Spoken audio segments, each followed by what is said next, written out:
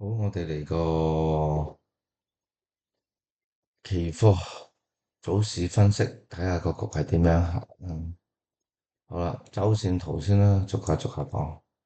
周線圖咧，都一定係咁樣噶啦。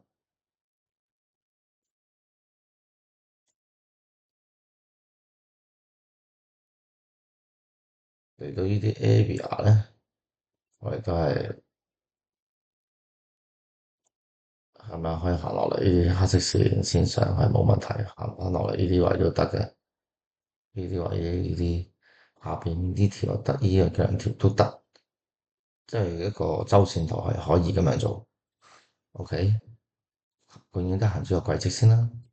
上陣啦，咁我哋再睇細啲，睇下日線圖咁呢啲黑色線嗰度發生咩事啊？呢度個日線咁阻力爆落嚟，同一時間呢個位有個爆上嚟，呢一個互換位啦，呢個綠色 area 我哋要好關注佢諗升嘅位啦。咁啊，黑色線都係呢啲個底拉過嚟啦。好啊，咁即係呢個 area 諗升，我哋就睇下會唔會有一波咁嘅波段啦。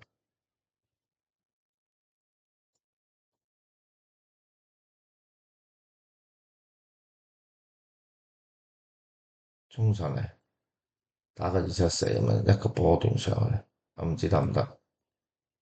咁啊，即係積極買啦。咁如果佢話，喂，佢唔落嚟喎，落嚟咪落嚟下條線咯。下條線亦都要繼續喎，因為可以做一個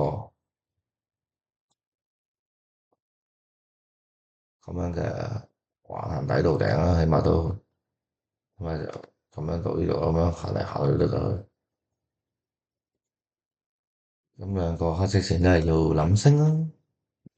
我哋再睇細一格，好啊，細一格咁呢度有個波色灰色呢個格啦。去到呢度一底兩底啦，25439破開咗咯喎，啊到達咗呢個買升位啦，咁啊積極買升啦。咁我自己就 set 咗個黑色線啦，呢啲位啦，咁價格嚟到呢度定一頂，咁隻 area 咁今日嚟到呢啲位都要諗，有機會去買升，係咪？好啦，咁始終都係呢個橫行突破咗向下，喺呢段波段呢條紫色線一日未破咧，都係諗向下係着數啲嘅，咁落到嚟呢度咧諗翻升係着數啲嘅。咁我哋睇到呢個係4小時有個下撈一撈咗個下震嘅局啦，跟住之後咧，我睇下半小時咧，當日突破咗條25439條線，跟手坐翻上去一個回測向上，俾咗嘢4小時嘅阻力位頂住，收翻落嚟，我收翻落嚟，咁即係話假突破向上唔成功嘅，就變翻一個真突破，變咗個下行形式。咁啊，刪咗佢啦。咁跟住咧，嚟個最大呢個嘅灰色減喺度震嚟震去都得嘅，即係可以咁樣，係冇問題嘅。咁我哋係喺個頂底玩咯，頂喺呢度，底喺呢度咯，底又買升，頂又買跌咯。咁第二個局，呢個嘅第一個局啦嚇。咁過嚟呢啲位咧，一個下行呢度有個5點幾發力向下啊，咁好少遇到呢個5點幾發力向下。咁有時呢啲位我都做咯。都會試下咯，因為順住呢個行震盪落咯，係咪？好啊，咁我刪咗個行震盪先。咁跟住咧，我睇得個即使有個30分鐘嘅，我哋刪咗先啊。呢個落嚟一下兩下，一下兩下，呢個頂底，會唔會喺呢個格仔嗰度做一個嗰度破向下咧？落翻嚟呢啲位有 set 咪再做翻上咯。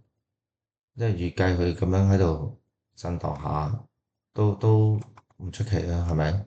呢個係大隻收咁嘅期結，所以第一下就咁樣做咯。第二下佢上去嘅全部有 set，我都係買跌嘅啦，只會直至到黑色線以下，我就會諗埋升咯。暫時係咁樣啦，係啊，OK。